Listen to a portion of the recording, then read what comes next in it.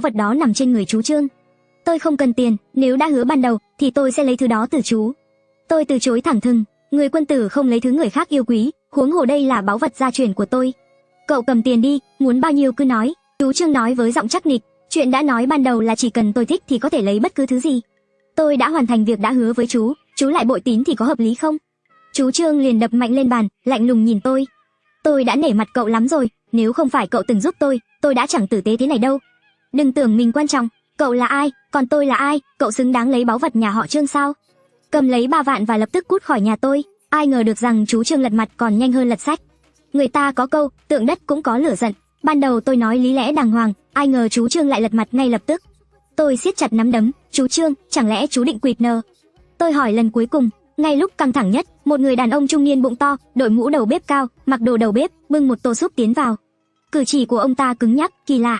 Chú Trương đang giận, thấy có người vào liền quát lớn, ai cho mày vào phòng sách? Mày mù à, đây không phải là chỗ ăn uống. Thế nhưng người đầu bếp như không nghe thấy, vẫn tiếp tục tiến về phía trước với dáng đi kỳ lạ, hai tay giữ tô súp không động đậy. Chỉ đứng đó im lặng. Chú Trương lườm ông ta, mày điếc à? Giọng chú Trương đầy giận dữ, nhưng người đàn ông vẫn như không nghe thấy, rồi ụp một tiếng, hai con mắt của ông ta đột nhiên rơi vào tô súp. Ngay sau đó, da thịt toàn thân bắt đầu bong ra khỏi cơ thể. Trong chớp mắt, chỉ còn lại một bộ xương trắng toát. Tôi nhìn những mảng thịt trên sàn vẫn còn động đậy và thấy hàng ngàn con giòi bò ra từ bên trong. Lúc đó tôi lập tức nhận ra chuyện gì đang xảy ra, liền hét lên, chạy mau.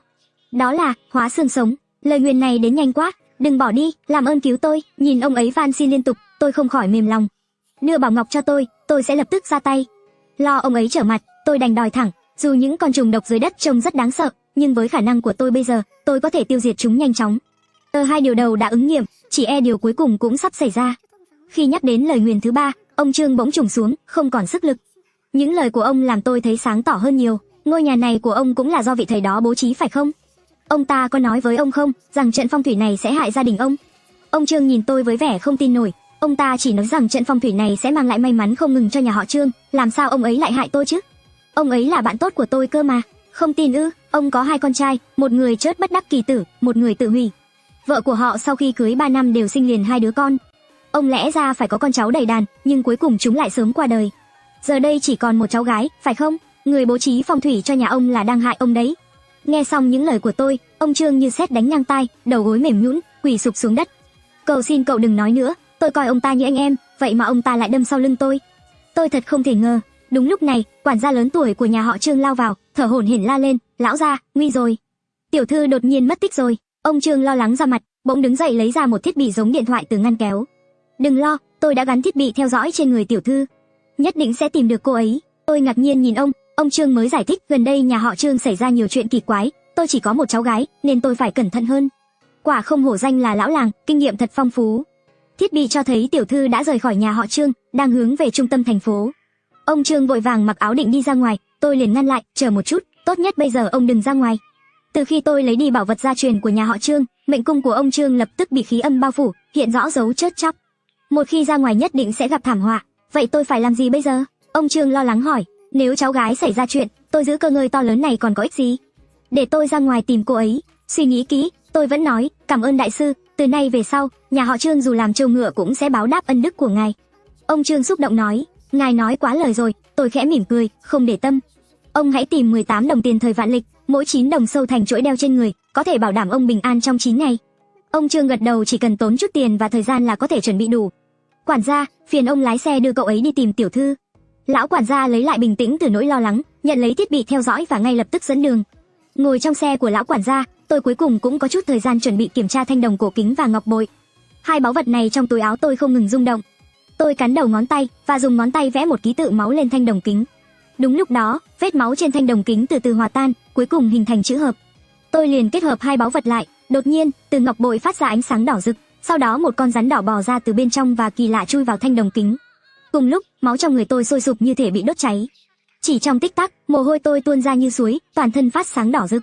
Tôi kinh ngạc nhìn mọi thứ và lập tức lấy từ trong áo cuốn Long Huyền Khảm Dụ Kinh mà ông nội để lại. Không ngờ một báu vật gia truyền của nhà họ Trương lại có thể giúp tôi thấy được đoạn đầu tiên trên trang đầu tiên. Cũng là các hoa văn rồng đầy bí ẩn, nhưng tôi hiểu được. Đây là thuật phong thủy nhìn khí, cũng có thể gọi là thuật hiên viên nhìn khí. Tôi cúi đầu nhìn xuống, đoạn đầu tiên của trang đầu chỉ chiếm 1/4 trang. Đồng thời, phía sau thanh đồng kính, 4 vết nhỏ đã mất đi 1 vết, chỉ còn 3 vết còn lại. Xem ra còn 3 báu vật giống ngọc cổ này, chỉ cần tôi tìm được 3 báu vật đó, có lẽ tôi sẽ hiểu được quyển Long Huyền Khảm Dụ Kinh và nội dung trang đầu trong 3 trang cuối. Lúc đó, tôi có thể cứu được Linh Lung và cũng có thể phá bỏ lời nguyền của Bách Quỷ Tố Mệnh. Khi tôi đang suy nghĩ về điều này, bên ngoài xuất hiện một quán cây tivi đầy ánh đèn nhấp nháy. Lão quản gia lo lắng, mặt có chút hoảng hốt nói, đây là khu vực xám của thành phố, nằm dưới quyền của Hắc Tam gia khét tiếng. Nếu tiểu thư bị đưa vào đây, chắc chắn lành ít dữ nhiều. Hôm nay dù có là Long Đàm hổ huyệt, chúng ta cũng phải xông vào. Tôi kiên quyết đáp, báu vật gia truyền của nhà họ Trương càng giúp tôi nhiều bao nhiêu, tôi càng nợ ân tình nhà họ Trương bấy nhiêu. Tôi phải ra tay giúp họ lần này. Nhìn vào vị trí trên thiết bị theo dõi, tôi mở cửa xe và xông thẳng vào trong. 2 bảo vệ ở cửa ngăn tôi lại, ở đây không phải là chỗ cho kẻ ăn xin vào xin xỏ. Biến đi, tôi kiên nhẫn giải thích, tôi vào đây tìm người, làm ơn cho tôi vào. Lão quản gia cũng lo lắng, trực tiếp nói ra thân phận, chúng tôi là người nhà họ Trương trong thành phố này, mau tránh ra. Tiểu thư nhà tôi đang ở trong đó, nếu có chuyện gì xảy ra, các người chịu trách nhiệm nổi không? Cứ nghĩ là sẽ được vào trong dễ dàng, nhưng 2 bảo vệ nhìn biển số xe, lại lạnh lùng nói, chính các người mới bị chặn đấy. Ở địa bàn của Hắc Tam gia, dù là ai cũng không có quyền vào. Có kẻ gây rối, với tiếng hô của 2 bảo vệ, 10 mấy gã lực lưỡng mắt đầy sát khí bước ra từ cửa xung quanh. Tôi nhìn thấy người xung quanh ngày càng tụ tập đông hơn. Một số còn cầm theo hung khí, quay lại nói với lão quản gia, bên họ đông người hơn, chúng ta tạm rút. Giờ cứu tiểu thư là quan trọng nhất, đám người trước cổng cố tình ngăn chúng ta, tốt hơn là tìm cách khác. Ra khỏi tầm mắt của đám người đó, tôi liền chạy tới bên hông tòa nhà. Ngẩng đầu nhìn lên tòa nhà cao tầng này, trong khi thiết bị theo dõi kêu liên tục. Lão quản gia sốt ruột hỏi tôi, giờ chúng ta phải làm gì đây? Tôi không trả lời, mà trực tiếp cởi giày ra, lấy đà, 2 tay bám vào khe kính. Lấy sức nhảy bật lên, bắt đầu leo lên tòa nhà. Chỉ trong vài nhịp thở, tôi đã leo đến tầng 3. Lão quản gia phía dưới kinh ngạc đến há hốc miệng, tiểu sư phụ đúng là thần nhân. Tôi tiếp tục leo lên tầng 6, thiết bị theo dõi phát ra tín hiệu mạnh mẽ. Tiểu thư nhà họ Trương đang ở trong, tôi lập tức nhìn vào bên trong, thấy tiểu thư đã tỉnh lại từ cơn ngất. Nằm trên giường, toàn thân không thể cử động, với vẻ mặt đầy tuyệt vọng. Bên cạnh giường là một người đàn ông sắc mặt trắng bệch, đang cởi áo chuẩn bị làm chuyện xấu xa. Tôi lập tức dùng cùi trỏ đập mạnh vào kính, nhảy vào trong. Biến cố đột ngột khiến gã đàn ông giật bắn người, hoảng hốt nhìn tôi. Nhóc con, mày là ai, dám đến phá chuyện của tao, muốn chết sao? Cút ngay, nếu không tao sẽ gọi người giết mày. Tôi hoàn toàn không để ý đến lời hắn ta, lập tức kéo cháu gái nhà họ Trương chuẩn bị rời đi. Tôi là Viên Thiên Thành, cháu trai của Viên Nam Tiêu, anh em của Hắc Tam gia. Nếu không thả người ra, tôi sẽ giết chết ngươi, mau quỳ xuống nhận sai, nếu không, cả nhà ngươi sẽ không yên ổn, chết thảm trên phố. Tôi dừng lại, xông lên đập 2 cú thật mạnh, chỉ thấy Viên Thiên Thành lập tức phun máu mũi, bức tường phía sau rung chuyển, sụp đổ một mảng lớn. Khi tôi lần nữa giơ nắm đấm lên, Viên Thiên Thành khó nhọc mở miệng, liên tục kêu la cầu xin. Tôi sai rồi, xin đừng đánh nữa, tôi sắp chết rồi, tôi tuyệt đối không dám động đến anh nữa.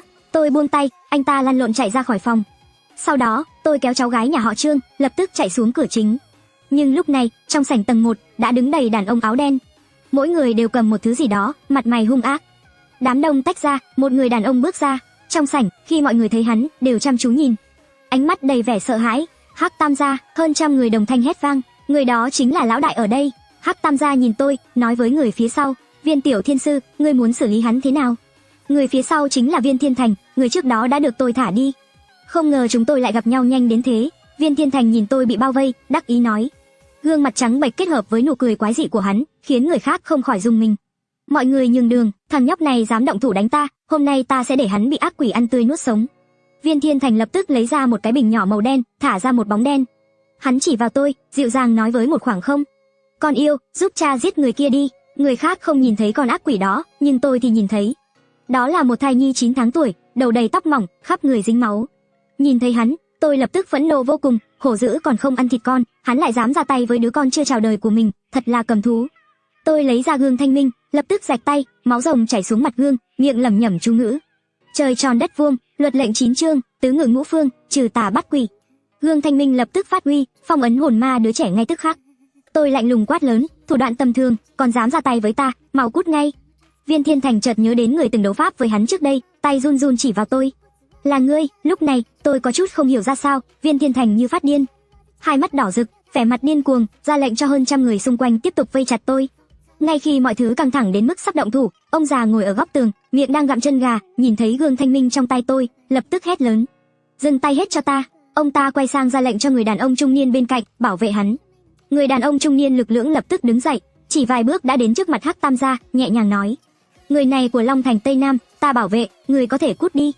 Vài từ ngắn gọn, nhưng đầy uy lực, Long Thành Tây Nam, khiến cả đại sảnh biến sắc, mọi người đồng loạt cúi đầu, ngay cả Hắc Tam gia, người vừa rồi còn hùng hổ, cũng mồ hôi đổ như mưa. Tông gia, tôi không biết đó là người của ngài, nếu biết, dù mượn tôi trăm lá gan, tôi cũng không dám động thủ. Xin lỗi, tôi sẽ dẫn người rời đi ngay. Long Thành đột nhiên mỉm cười với tôi, làm động tác mời. Anh bạn trẻ, chỗ này đông người, có chút chuyện nhỏ muốn nhờ anh, mời lên xe của tôi nói rõ. Ngay lập tức, đám đàn em của Hắc Tam gia lập tức dạt sang hai bên, không ai dám cản. Chỉ một cái tên mà có uy lực đến thế, người này hẳn là rất đáng sợ. Nhưng lúc này Viên Thiên Thành nhìn tôi kéo theo Trương Dịch Hy, mắt nhìn chằm chằm vào tôi. Thằng nhóc, hôm nay ngươi có thể đi, nhưng Trương Dịch Hy phải ở lại. Nếu không để cô ta lại, ông nội tôi, Viên Nam Tiêu, sẽ không tha cho ngươi đâu, dù có Long Thành bảo vệ cũng vô ích. Cái tên này nghe có vẻ quen, chợt nhớ lại trận phong thủy của nhà họ Trương, là do hắn bày ra. Tất cả tai ương của nhà họ Trương có lẽ đều liên quan đến hắn. Tôi lại ra tay giúp nhà họ Trương vượt qua kiếp nạn, đã kết oán với hắn rồi. Nếu hắn thực sự dám tới, thì cũng là lúc kết thúc hết nợ nần của nhà họ Trương. Vì vậy, tôi quay đầu lớn tiếng nói, vậy tôi sẽ đợi người đến nhà họ Trương. Lên xe sang của Long Thành, tôi lập tức cảm ơn. Lần này cảm ơn Long gia đã giúp đỡ tôi, không biết ngài ra tay giúp đỡ tôi là vì lý do gì. Long Thành vẻ mặt buồn bã nói, anh bạn trẻ, ta muốn nhờ ngươi giúp ta một lần, sau khi thành công sẽ hậu tạ. Tôi nhìn thấy ấn đường của Long Thành đen lại, bản năng không muốn đồng ý, nhưng tôi còn nợ ông ấy một ân tình, phải trả. Suy nghĩ mãi, tôi quyết định sử dụng phong thủy vọng khí thuật, giúp Long Thành tìm ra điểm mấu chốt để giải quyết, coi như là trả ân tình cho ông ta. Ngay lập tức, tôi phát hiện ra trên người Long Thành có điều kỳ lạ, khắp cơ thể bố trí hơn chục trận phong thủy. Cùng lúc, tôi thấy một khí cơ từ Long Thành có mối liên hệ với tôi. Mệnh cách của người này có lợi rất lớn cho tôi. Ông lão đang gặm chân gà thấy tôi do dự, liền giải thích. Lão phu Đông Đảo Trường Ca là bạn của ông nội ngươi, lần này do ta tọa chấn, ngươi chỉ cần hỗ trợ là được. Đông Đảo Trường Ca nói xong, tôi cuối cùng cũng quyết định giúp bọn họ lần này. Trong 2 năm tới, tôi nhất định phải học được 3 trang cuối của Long Huyền Khán Dư Kinh, giúp Linh Lung thoát khỏi cấm chế, hoàn thành hóa hình và kết hôn với tôi. Nếu không thì sẽ quá muộn, đây là một cơ hội hiếm có, dù là vào hang hùm ổ rồng tôi cũng phải thử. Nhưng tôi phải giải quyết vấn đề nhà họ Trương trước, tôi nói rõ với họ. Không vấn đề, mấy ngày tới tôi cũng sẽ tìm thêm một số phong thủy sư, đến lúc đó tôi sẽ cho người đến đón cậu. Nghe câu trả lời của tôi, Long Thành vui mừng nói. Sáng hôm sau, khi tôi trở về nhà họ Trương, phát hiện có 2 ông già đang cãi nhau, mặt mày đã đỏ bừng vì giận. Đối diện với ông Trương là một ông lão có phong thái tiên phong đạo cốt, nhưng nhìn kỹ vào đôi mắt đầy vẻ hiểm ác. Người này hẳn là Viên Nam Tiêu. Khi thấy tôi xuất hiện, Viên Nam Tiêu lập tức giận dữ nhìn chằm chằm vào tôi. Trương Hồi Hiên, hôm nay tôi không đến tìm ông, bây giờ ông có thể cút đi. Nhìn thấy Viên Nam Tiêu, người từng rất kính trọng ông, nay lại dám nói chuyện như vậy, ông Trương nhất thời giận đến tím mặt. Thấy tôi xuất hiện, ông Trương vội chạy đến bên tôi, như thể nắm lấy một cọng rơm cứu mạng. Tiểu Thiên sư, cuối cùng cậu cũng đến. Giọng ông Trương run rẩy đầy xúc động. Viên Nam Tiêu nhìn tôi đầy khinh miệt, hỏi, ngươi là phong thủy sư mà nhà họ Trương mời sao? Thằng nhóc khá lắm. Trong giới phong thủy Tây Nam, không ngờ còn có người dám động vào nhà họ Viên. Hôm nay ta đến đây là để hạ chiến thư. Theo quy tắc phong thủy, chúng ta sẽ dùng phong thủy của nhà họ Trương làm bàn cờ, so tài phong thủy thuật. Nếu ngươi thắng, ta có thể cho ngươi chớt nhẹ nhàng, nhưng nếu ngươi thua, ta sẽ bắt cả nhà ngươi chôn cùng. Vừa phân cao thấp, vừa quyết định sinh tử. Trận phong thủy nhà họ Trương này, ta đã hoàn toàn nhìn thấu. Ngay cả trước đây tôi cũng có thể phá giải, giờ đã học được thuật nhìn khí, muốn phá giải lại càng dễ dàng hơn. Đã tự tìm đường chết thì đừng trách tôi liền gật đầu đồng ý. Thấy vậy, Viên Nam Tiêu nở nụ cười đầy đắc ý. Theo quy định của giới phong thủy, ký kết sinh tử hợp đồng có nghĩa cuộc đấu này đã không thể thay đổi, phải có một người chết. Người thua phải tự vẫn ngay trong ngày. Viên Nam Tiêu cầm bản hợp đồng trong tay, bỗng cười lớn, đầy đắc ý, ha ha ha. Hậu duệ của Trần gia phong thủy chỉ đến thế, ký sinh tử hợp đồng này, ngay cả Long Thành ra tay cũng phải tuân thủ quy tắc. Ông Trương bên cạnh lộ vẻ vui mừng, thấy hai người chúng tôi đấu pháp, đều nhằm phá giải trận pháp nhà họ Trương, liền vội hỏi. Tiên sư, nếu các vị phá trận, nhà họ Trương chúng tôi có được cứu không? Nghe vậy, Viên Nam Tiêu cười lớn, dù có phá được trận pháp, luồng sát khí tích tụ hơn 10 năm sẽ phản vệ, khiến mọi người nhà họ Trương chết ngay lập tức, nơi này cũng sẽ trở thành đất dữ. Ông Trương nghe vậy mặt tái mét, quay đầu kinh hãi nhìn tôi. Trận phong thủy này quả đúng như lời Viên Nam Tiêu nói, đã không thể cứu vãn, nhưng vẫn còn cách hóa giải. Tôi nhìn ông Trương khẽ mỉm cười, điều quan trọng nhất là vật báu của cháu ông mang đến, chính là đứa trẻ ma mà tôi phong ấn trong gương thanh minh. Ông Trương lập tức tiến đến bên tôi, đột ngột lấy ra 10 thẻ ngân hàng. Ông nghiêm túc nói với tôi, Tiểu Thiên sư, mỗi thẻ này đều có 20 triệu. Giờ tôi cũng không cầu mong cậu bảo vệ nhà họ Trương chúng tôi, chỉ cầu xin cậu bằng mọi giá, hãy bảo vệ tính mạng của cháu gái tôi, dù tôi có chết cũng đáng. Người sắp chết lời nói cũng chân thành, tôi không ngờ ông Trương lại làm như vậy vào phút cuối. Tôi gật đầu đồng ý. Đến gần trưa, trong sân lớn nhà họ Trương đã đông kín người, đều là các nhân vật danh tiếng và phong thủy sư từ các giới. Ông Trương chống gậy, sau lưng vẫn còn khá nhiều người. Tôi bất ngờ khi thấy những người quen, Long Thành và Đông Đảo Trường Ca đang ăn chân gà. Đúng chưa, chuẩn bị phá trận, thấy ngươi còn trẻ, cho ngươi một cơ hội, để ngươi ra tay trước. Nếu ngươi phá được trận phong thủy nhà họ Trương, ta có thể không truy cứu. Nếu ngươi thua thì đừng trách ta vô tình, ta cho ngươi phá trước, nếu phá được, ta sẽ tự sát ngay tại chỗ, không cần ngươi ra tay. Tôi tự tin nói, hắn không ngờ tôi lại dám táo bạo như vậy, chế giễu. Thằng nhóc, cho ngươi cơ hội mà không biết quý trọng, chờ chết đi. Sau đó hắn dẫn mọi người đến đại sảnh nhà họ Trương, nơi trọng tâm của trận phong thủy. Đây là trung tâm của trận Cửu Môn Khóa Cung Liên Vận. Muốn phá trận ở đây, phải bắt đầu từ đây. Theo lệnh của Viên Nam Tiêu, hơn 10 công nhân lập tức ra tay, đập vỡ gạch nền đại sảnh nhà họ Trương, lộ ra một lối đi bí mật. Phía dưới xuất hiện một cánh cửa gỗ. Cánh cửa gỗ này toàn bộ đen nhánh, trên đó khắc một số phù văn méo mó. Trận phong thủy này chính là do Viên Nam Tiêu bố trí. Hắn đầy tự tin bước lên phía trước, hai đệ tử phía sau lập tức khiêng đến pháp đài bằng gỗ tử đàn. Sau đó, hắn đốt từng tấm bùa giấy, khói dày đặc bốc lên. Viên Nam Tiêu thắp 3 nén hương dài, cầm gương đồng trong tay, tập trung nhìn vào mặt gương. Chẳng mấy chốc, xung quanh hắn đã bị khói trắng bao phủ. Nhưng trong khoảnh khắc, khói trắng đột ngột biến thành đen kịt. Chỉ còn một chút khói trắng ở trung tâm đại sảnh. Một số phong thủy sư am hiểu xung quanh, nhìn thấy cảnh tượng này đều kinh ngạc. Đây là bí pháp của tông sư, Thiên Phù Thần Yên Hiển Vận Pháp. Rất nhanh, khói tan đi, Viên Nam Tiêu bước lên đầy uy nghiêm. Thanh kiếm gỗ đảo chí dương được nhúng một chút nước sạch, miệng đọc chú phong thủy. 9 trời 10 đất trong càn khôn, ngũ hành bát quái đều ở đây. Thiên linh khai, địa linh khai, trên thanh dưới đục, thanh khí lên trời, địa khí xuống đất. Cửu môn khóa vận rơi vào âm dương, khí thiên cung từ đây mở ra. Đột nhiên, cả nhà họ Trương nổi lên từng trận gió lạnh, luồng khí lạnh từ mặt đất bốc lên. Cánh cửa gỗ trong đại sảnh kêu cọt kẹt, nửa mở nửa khép, suýt nữa mở hẳn ra. Chỉ cần cánh cửa gỗ này mở ra, trận thế nhà họ Trương sẽ bị phá. Viên Nam Tiêu sắp thành công, nhưng đột nhiên thanh kiếm gỗ đào trong tay hắn gãy làm đôi, một luồng sát khí ập lên thanh kiếm gỗ, hướng thẳng vào ngực Viên Nam Tiêu. Hắn ngã bay ra ngoài, rơi mạnh xuống đất, toàn thân trông vô cùng nhếch nhác. Không thể nào, trận thế này chính do ta, Viên Nam Tiêu, bố trí, mọi thứ về trận này ta đều quá quen thuộc, sao ta lại không thể phá được chứ? Lời vừa dứt, cả khán phòng đều kinh ngạc, mọi ánh mắt đều dán chặt vào Viên Nam Tiêu, lập tức hiểu ra tất cả. Lúc này, tôi cầm gương thanh minh bước ra từ đám đông, nhẹ giọng nói: cuối cùng cũng đến lượt tôi ra tay rồi. Mọi người đều cho rằng đạo hạnh của tôi còn quá nông cạn, không thể so sánh với Viên Nam Tiêu. Ngay cả Viên Nam Tiêu cũng không phá được trận, lại còn bị thương nặng, vậy tôi làm sao có thể phá trận chứ? Nhưng hôm nay tôi không chỉ phá trận, mà còn phải hóa giải sát khí ở đây.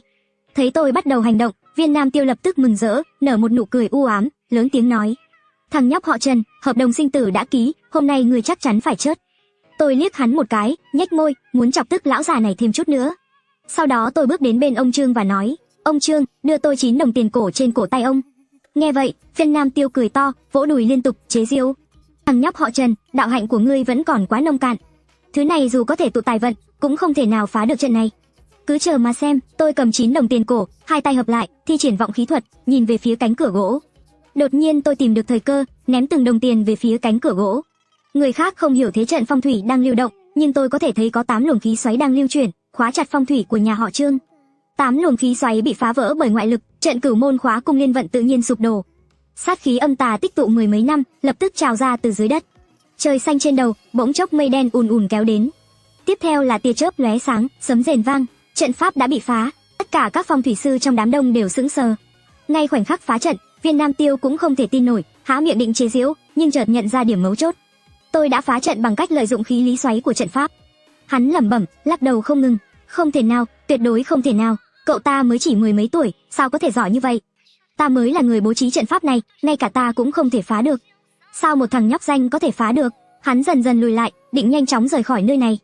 Tôi không có thời gian để ý đến Viên Nam Tiêu, trận này không khó phá, nhưng sát khí bên trong vẫn còn phun trào. Muốn cứu nhà họ Trương một mạng, phải giải quyết hết sát khí này. Ban đầu tôi không có cách nào, may mà nhà họ Viên đã tặng tôi một bảo bối lớn. Tôi xoay nhanh gương thanh minh trong tay, sát khí nhanh chóng bị hút vào gương. Chỉ trong chốc lát, sát khí âm tà đè nén dưới đất mười mấy năm của nhà họ Trương đã biến mất hoàn toàn không dấu vết. Cùng lúc đó, khí tử vong quẩn quanh trong mệnh đường của ông Trương cũng đã biến mất sạch sẽ. Đông đảo Trường ca đang gặm chân gà, bất chợt đập đùi lớn tiếng nói: hóa ra là như vậy, suýt chút nữa ngay cả ta cũng bị lừa. Thằng nhóc này có chút tài nghệ, xem ra chúng ta đã nhặt được bảo vật rồi. Ông Trương lập tức vui mừng, không ngừng cảm ơn tôi. Cảm ơn thầy trẻ đã cứu mạng nhà họ Trương, toàn bộ tài sản của nhà họ Trương tôi nhất định sẽ dâng lên tận tay. Tôi lắc đầu, lập tức từ chối. Tài sản nhà họ Trương, tôi không lấy một đồng nào, tôi đã lấy bảo vật gia truyền của nhà ông, như vậy là đủ rồi. Cảm ơn thầy trẻ, ân tình này, nhà họ Trương chúng tôi mãi mãi ghi nhớ. Sau này, mọi yêu cầu của thầy Trần nhỏ, nhà họ Trương chúng tôi nhất định không từ nan. Trong khoảnh khắc, ông nghẹn ngào xúc động, nhớ lại những việc mình đã làm trước đó, lập tức hối hận, không ngừng tự trách. Lúc này, Viên Nam Tiêu đã lẻn ra ngoài đám đông, suýt chút nữa thì thoát được. Nhưng đột nhiên, một bóng người cao lớn chặn ngay đường đi của hắn. Tôi cười lạnh nhìn hắn, nói, Viên Nam Tiêu, người định đi đâu? Viên Nam Tiêu mặt tái nhợt, bò dậy từ dưới đất, ánh mắt đầy thù hận nhìn tôi. Thằng nhóc họ Trần, lão phu trúng kế ngươi, nên mới đi phá trận trước. Theo ta thấy, ngươi cũng chỉ phá trận được nhờ may mắn. Chúng ta mỗi người phá một nửa, coi như hòa. Chuyện này coi như bỏ qua, lão phu cũng tha cho ngươi một lần. Hơn nữa, ở vùng Tây Nam này, ai dám giết ta? Tôi trong lòng chấn động, chẳng lẽ Viên Nam Tiêu định trắng trợn phủ nhận và rời đi một cách thoải mái trước mặt mọi người? Tôi nắm chặt tay, phẫn nộ không thôi. Có ta, Long Thành. Đúng lúc đó, Long Thành tiến đến bên Viên Nam Tiêu, bắt lấy đầu hắn, dùng lực xoay mạnh. Viên Nam Tiêu trợn mắt, chớt ngay tại chỗ. Long Thành bỏ xác xuống, bước đến bên tôi. Cậu Trần không muốn ra tay, vậy để tôi làm thay. Trong khoảnh khắc, tôi rất biết ơn ông ta. Dù sao Viên Nam Tiêu định rời đi, tôi có lẽ cũng không thể cản được hắn. Nhưng ngay lúc này, tôi chợt nhìn thấy sát khí bách cương trên đỉnh đầu Long Thành càng trở nên mạnh mẽ hơn. Nếu không xử lý sát khí này sớm, ông ấy sẽ nhanh chóng bị sát khí xâm nhập mà chết. Chỉ mới qua một đêm, sao ông ấy lại thay đổi nhiều đến vậy? Long Thành nhìn tôi, như thể đoán được sự nghi hoặc của tôi, ông trầm giọng nói: đêm qua, vật đó xảy ra biến đổi lớn, chúng tôi không thể kiểm soát nổi. Vì thế hôm nay chúng tôi đặc biệt đến tìm cậu, xem cậu có cách nào không. Vật đó không thể kiểm soát được nữa.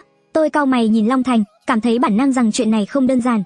Long gia, vật đó thực chất là gì? 3 tháng trước